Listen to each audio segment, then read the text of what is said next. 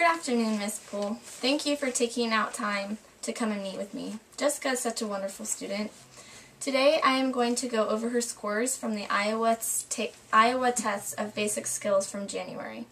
This test is an achievement test which shows where she ranks amongst other 4th grade students nationwide. This is just a snapshot of one day. This is not an IQ test either.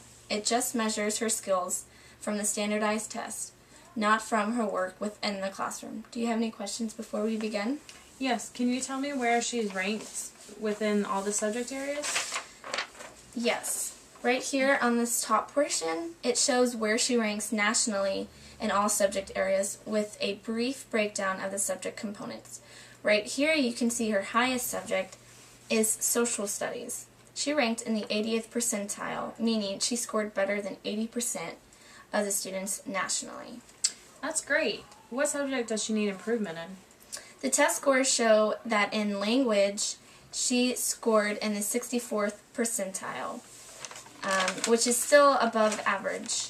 However, in spelling particularly, as you can see here, she ranked in the 46th percentile. She fell just short of average. What spelling components does she struggle with most? Here on the bottom of the results for spelling, there was a section on root words, and she got 73% correct. There were 22 questions, and she attempted all of them, and she got 16 correct. In the categories of words with affixes, there were 6 questions, and she attempted all of them. However, she only got 1 right. In the correct spelling category, she attempted all 4 of the questions and got half of them correct. Even though the results show she fell short, she fell below average, we need to remember that in these sections, there were not many questions that she was tested over. Have you seen any of these signs and results from her classwork? As far as social studies, I've observed a great enjoyment from Jessica.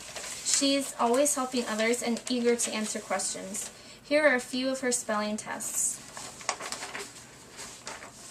You can look over these. As you can see, she typically does a good job on them. I've noticed that when we are practicing writing, she tends to misspell words more often. I think this is just because she is in a hurry and does not proofread her work before turning it in.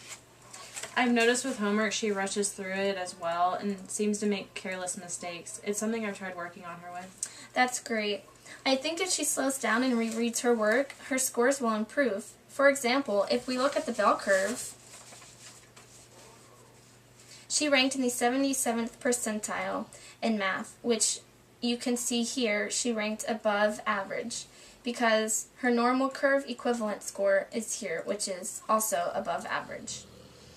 For social studies, she ranked in the 80th percentile, which again is above average and slightly above her math score. Another way to measure her skills is by looking at the standard error of measurement. For example, since she scored in the 77th percentile in math, the SEM would be 73 to 81. For social studies, she ranked in the 80th percentile, so her SEM would be between 76 and 84. Now, what do the other numbers on the bell curve mean? The numbers on the bottom are called stay nines. 1 through 3 represent below average, 4 through 6 represent average, and 7 through 9 represent above average. For Jessica, both her math and social studies ranked at a 7 for stay nines, which means above average. In spelling, she ranked average among other 4th grade students nationwide for stay nines. As far as scaled scores, there are just all the scores from the bell curve to determine another way to show her ranking. Another type of scaled score is grade equivalent grade. Her grade level equivalent for social studies is 6.1, and for spelling it is 4.2. So does this mean she should be doing 6th grade work for social studies? No, this just means that she scored about as well as a typical 6th grader might have on that test. The GE does not represent the grade level that she should be placed in.